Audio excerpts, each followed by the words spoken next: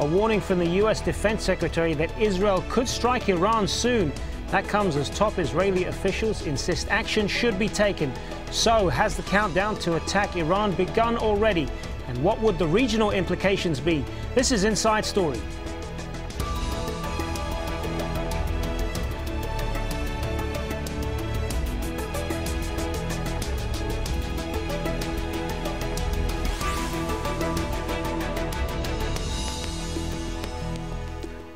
Hello and welcome to the program. I'm Hazem Seeker. The United States Defense Secretary has warned that Israel could attack Iran possibly as early as April. Leon Panetta's comments to a U.S. newspaper come as Western fears grow over Iran's continuing nuclear program. The United States and the European Union imposed tighter sanctions on Iran in recent weeks, but it remains defiant, warning the West it will retaliate. Nicole Johnston has more. It's a strong message from Iran's supreme leader, Ayatollah Khamenei. He says Iran will retaliate against the oil embargo at the, quote, right time, and that it will support any country or group which confronts and fights against Israel. Earlier, the Washington Post reported that U.S. Defense Secretary Leon Panetta believes there's a strong likelihood Israel will strike Iran in April, May or June. In Israel too, the Iran rhetoric has been stepped up, with a warning that time is running out to stop Iran developing a nuclear weapon. Many experts in the world, not only here, estimate that the result of not taking action will inevitably be a nuclear Iran, and that dealing with a nuclear Iran will be more complicated, more dangerous and more costly in blood than stopping it today. Thus, those who say in English, later, may find later is too late. However, Iran maintains its nuclear program is for civilian purposes. But the US and Europe aren't taking any chances. This week, the US Senate Banking Committee passed a bill to widen sanctions against Iran. If approved, it would stop Iranian banks from using an international electronic banking system called SWIFT, which they depend on to do business. The bill will now go to the US Senate. In January, the European Union announced it will stop buying Iranian oil in a few months. In response, Iran is now considering banning sales to the EU indefinitely. If the bill is passed, I think it will win by a landslide. We are sure it will pass because most Majlis members think there is no need to sell oil to the EU, and we don't need their money. They want to defeat us by imposing the strictest sanctions upon us, but in fact we will make them pay the price and the EU will be bankrupt. But so far, Iran is the one paying the price. Ships carrying grain to the country are being held up or turned back at port because EU sanctions are making it difficult for traders to get money from European banks to export grain to Iran. And Iranian officials have announced the death penalty will be given to people involved in black market currency trading, which disrupts the economy. The black market has taken off since the Iranian rial plummeted against the US dollar. Another sign that Iran is under pressure. Nicole Johnston, Al Jazeera.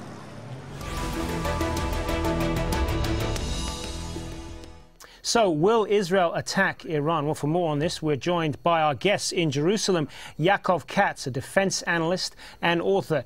In Beirut, Mohammad Marandi, a professor of political science at the University of Tehran. He's also a visiting fellow at the American University in Beirut. Welcome, both of you. Yaakov Katz, let me start with you. Your reaction to the comments then from the U.S. Defense Secretary. Is he onto something here, or is this perhaps just warning the American people about the possibility of an attack on Iran? Well, I think that definitely the possibility that Israel will attack Iran is something that's in the cards. Israel has warned repeatedly, I would say at least for the past decade, if not more, that a nuclear Iran would pose an existential threat to the Jewish state, and therefore Israel will not allow Iran or cannot sit by idly as Iran goes nuclear. What we've seen in recent months and weeks is definitely an escalation by the West, the international community, with more crippling and increasing sanctions. But I think that if Israel sees in a number of months, it could be as early as April, but I would estimate maybe a little farther off, that the sanctions aren't working, and Iran is still pursuing a nuclear weapon and is succeeding in its pursuit of a nuclear weapon. It's very possible that Israel would use the military option that it has prepared to take out Iran's nuclear facilities. Mohammed Marandi, what's your reaction to, or more specifically, what's been the reaction inside Iran to the U.S. Defense Secretary's comments? Is this perhaps seen as saber-rattling, or is it cause for concern? Well, Iranians believe that, in general, the United States and the Israeli regime are hurting themselves by constantly threatening the country with military attack. Global public opinion sees very clearly that it is Western countries that are making the threats, not Iran. The United States has imposed an embargo on the Iranian central bank, so the Europeans, some of the European countries, an embargo on Iranian oil. We see assassination of Iranian academics and scientists, support for terrorist organizations in Western countries, based in Western countries. And in general, the Americans and the West are being seen as the aggressor here. The Iranians really don't take the Israeli threat that seriously for a number of reasons. One is because Iran is working within the framework of the NPT, and despite Western propaganda, there's absolutely no evidence that Iran's nuclear program is anything but peaceful. So it would hurt Israel and the United States immensely to start a war of aggression without any evidence whatsoever to prove that Iran's moving outside the framework of international law. On what basis, sorry to interrupt, Mohammed Marandi, on what basis are you saying that the Iranian nuclear program is nothing but a civilian one? Because if we look at the IAEA report that came out in November 2011, as you know, it said that there are efforts, some of them successful, to procure, and I'm quoting from the report here, to procure nuclear-related and dual-use equipment, materials by military-related individuals and entities. They're basically saying that Iran has acquired material that could be used to develop a nuclear weapon. So, I mean, isn't there cause for concern there? No, not at all. We have to keep a number of things in mind. One is that the current head of the IAEA owes his job to the United States, and if anyone looks at the WikiLeaks documents, it's clear as day. All the information and the allegations directed towards Iran are very old. They go back many years. And the previous But there are some allegations in there that are new, aren't there? There's one that says that there's a claim that Iran used computer modeling to look at the behavior of a nuclear device. Why would they be doing that if the program is purely civilian, as you say? No, again, this is all old material. It's based on supposedly intelligence supposedly gathered by Western organizations. One of the new allegations is, for example, the allegation that a Soviet scientist, an expert on nuclear weapons, worked in Iran. When it later on it came out that this person was an expert on diamonds and nanotechnology, and it had nothing to do with the nuclear program, and that he was in Iran many years ago. The document put out by the IAEA has been covered extensively by many experts. I think a good website for your viewers to go to would be raceforiran.com. I think there's a lot of material there that would show how biased both the Western media and Western governments are against Iran. Without a doubt, if there was any clear evidence that Iran was pursuing a nuclear weapon, the Americans and their allies would put it out there immediately. All right, let's turn to back to Yaakov Katz then in Jerusalem. What do you say to this idea that there is a bias against Iran, and the evidence that it is trying to acquire a nuclear weapon is just not convincing at all? Well, I don't know where to begin. I think that if you look throughout the history of Iran's nuclear program, deceit, the covert activities, no disclosure, not cooperating with the International Atomic Energy Agency, the example of the Fordo facility, which was discovered in 2009, the Natanz enrichment facility, which was discovered in 2003, only after they were discovered by the Western world, the United States and other intelligence agencies, did Iran open them up to IAEA inspectors. And you know what? For everyone who said all these years that Israel is biased, that the United States is biased, there's no better proof than the United Nations Nuclear Watchdog's report in November of 2011, which came out and clearly showed that Iran, over the years, as late as 2009, 2010, has been testing components that can only only be applied for the use of a nuclear weapon. Iran is the greatest state sponsor of terrorism today in the world. So also the claim that Iran is not looking to create a war with anyone. Iran supports Hezbollah in Lebanon, is supporting the Alawite regime of Bashar Assad in Syria by actively supplying them with weaponry, training, doctrine as they are cracking down and killing thousands of their own people. They are supplying Hamas and Islamic Jihad in the Gaza Strip, Taliban forces in Afghanistan. They are trying to undermine the moderate regimes in the Persian Gulf and the Arab regimes throughout the world. I think that Iran is the only one that is trying to spark a war here. And I think that if the Iranians really had a peaceful program, then there would be no problem for them in opening up all of their facilities, particularly this new one, Fordo, which they recently activated and are now using to enrich uranium, to the IAEA, to allow them inside to see what's happening in there. Also, why would they be building an enrichment facility over 100 meters underneath the mountain if they had nothing to hide there? And I think that there's no secret anymore that this is what Iran is doing. You see that all intelligence agencies in the world are aligned on this same opinion. Let's put some of that back to Mohammed Marandi in Beirut then. What about this facility that was discovered in 2009? Why wasn't that disclosed before? Well, all of Iran's nuclear facilities have been disclosed within the framework of the NPT. The Iranians are supposed to declare installations 6 months, if I'm not mistaken, before nuclear material is taken on site. And on neither of these sites was nuclear material taken in an inappropriate time. In other words, the Iranians based their actions upon the regulations of the NPT. End of story. Why has Fordo been built underground? I think it's because basically the United States and Israel have constantly threatened Iran with a military attack. So I think that the Iranian government obviously has an obligation to its citizens and to the people who work there against such barbaric measures to protect them, to protect their lives. After all, they have families, they have wives, husbands, children. And so the threat of attack is basically why they built it underground. But the Fordo facility is within the framework of international law, and the IAEA has full access to it. There are cameras installed, and agents from the organizations can enter it whenever they wish.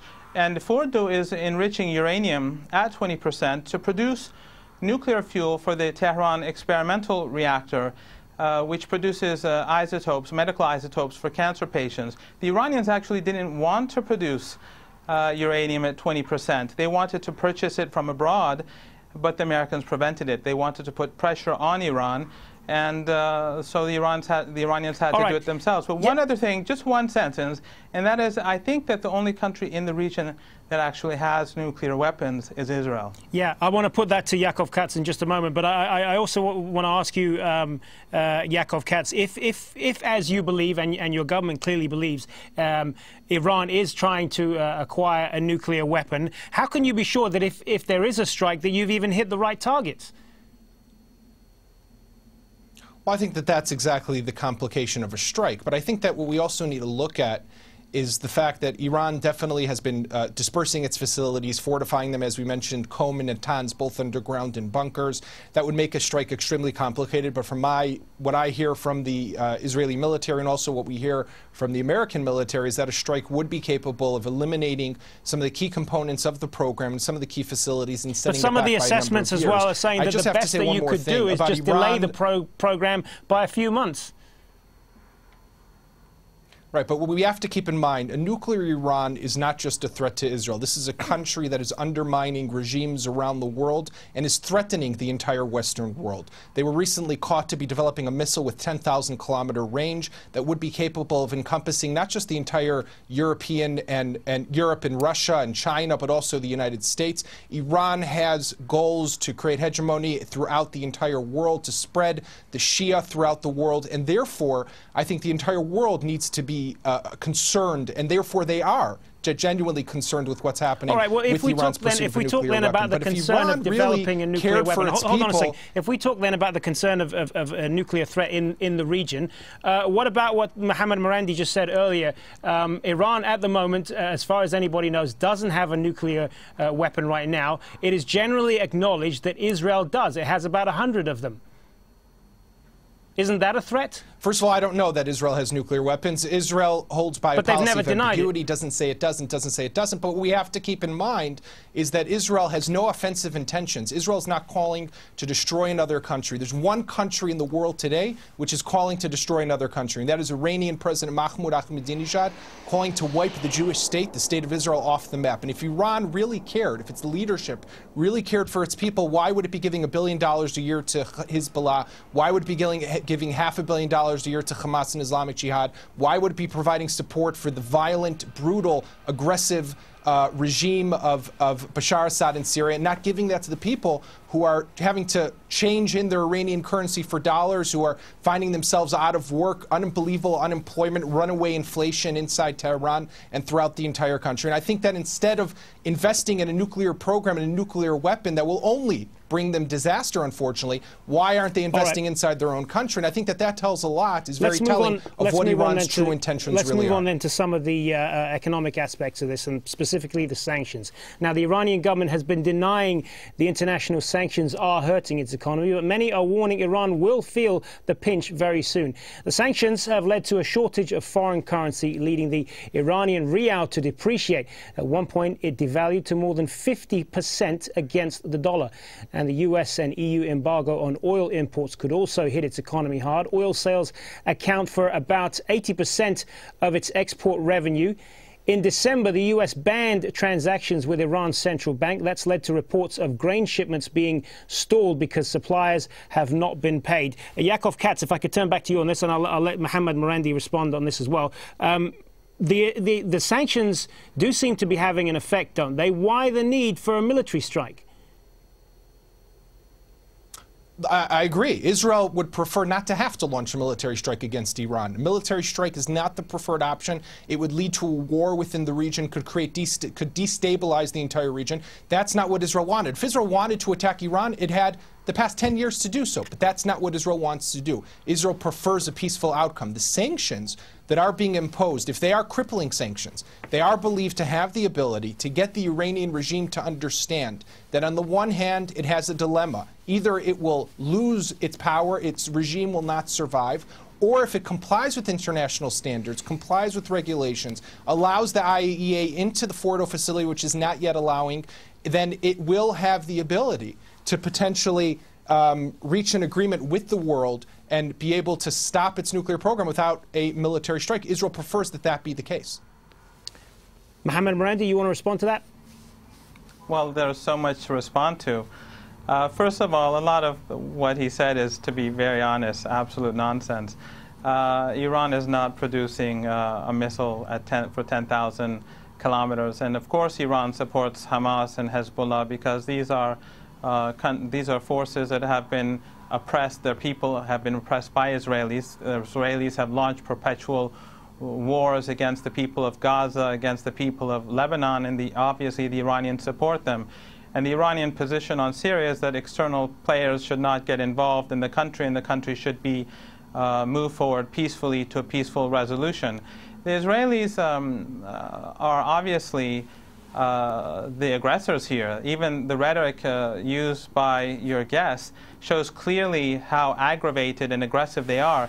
The very idea of imposing sanctions and crippling sanctions to make ordinary Iranians suffer is quite barbaric, and I think it reveals the mentality of Western leaders and the leaders of the Israeli regime and the mentality of a dying empire. These sanctions obviously will create difficulty in Iran, but they are not going to diminish Iran's power nor the unity of the people in the country. Iranians recognize that the nuclear program is an issue of sovereignty, and that the Iranian people have a right to a nuclear program, and that they are working within the framework of international law, including in Fordo, which the Iranians are very much within the framework of international law. One point that I would like to also point out is that Iran and the Iranian president, nor any Iranian leader, has never said that Israel must be destroyed in a military sense at all. This is a fabrication and a willful misinterpretation and mistranslation of statements made in Iran. The Iranian position has been and continues to be that Israel as an apartheid state, a racist state, has no legitimacy and must cease to exist because all Palestinians have the right to return and live in Palestine as equal citizens along with Jews and Christians. So just like apartheid South Africa, in the eyes of Iranians, was an illegitimate state, it ceased to exist, and now you have a very different country. This sort of willful mistranslation of Iranian statements is something that we're very much used to. But now Western countries are behaving in a more dangerous manner, and it is very important to get this across to world public opinion so they recognize who is the aggressor and who is the victim. Yaakov Katz, I mean, if we look again about the possible consequences, possible unintended consequences of a military strike by Israel on Iran. As Mohammad Marandi mentioned there, Iran has proxies all over the region. Hezbollah in Lebanon, Hamas in Gaza. There is a real possibility that they will retaliate if there is a strike on Iran. That's something that the Israeli government has to consider. There are also consequences as far as the price of oil. All of those things, all of these drawbacks have to come into this if a military strike decision is made.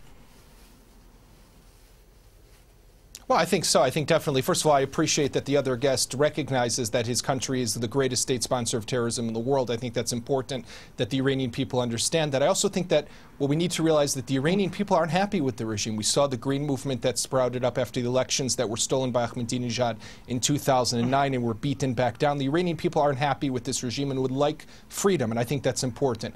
Hezbollah, Hamas, and the potential fallout of a strike that Israel or the West would launch against Iran could potentially lead to a war, and that's what Israel needs to be prepared for. But again, I think that Israel's preferred option, as I stated before, is for there to be an Iranian decision on its own to abandon its enrichment of uranium, to stop developing a nuclear weapon, to stop supporting terrorism throughout the world, to stop brutally oppressing its own people. And that potentially could not force Israel or the West's hand in having to take military action to eliminate and stop Iran from obtaining weapons of mass destruction that would create unbelievable risks, dangers for the entire world, not just for Israel. This is a danger for the entire Middle East and for the entire world. Well, you talk about the danger that this regime poses, Yaakov Katz, but isn't there a possibility that this could backfire quite badly for Israel? I mean, there is the possibility, isn't there, that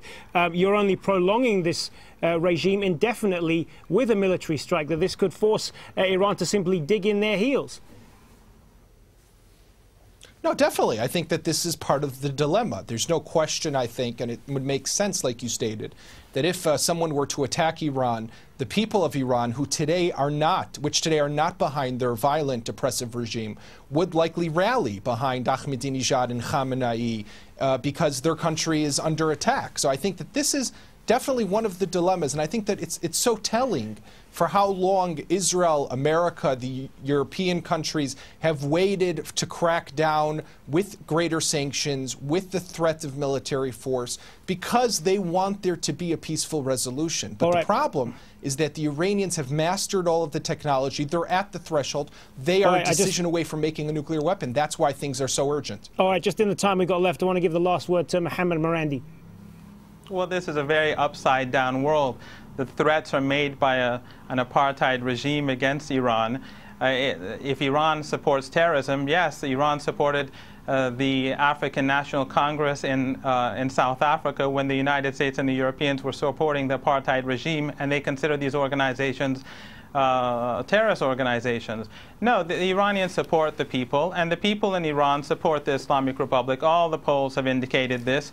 The Iranian presidential elections were fair and very, very open. I didn't vote for the president, but he won very clearly. All the polls carried out by American institutions reveal this. And one final point, and that is that if Israel attacks Iran, it will be met with a very severe response from the Islamic Republic of Iran. Israel is no match for Iran. All right, and on that note, we're going to have to leave it. I want to thank both of our guests, Yaakov Katz in Jerusalem and Mohammed Marandi in Beirut. That's it for this edition of Inside Story. If you want to send us your feedback, remember, just email your thoughts to us at insidestory@aljazeera.net. Thanks for watching. Bye for now.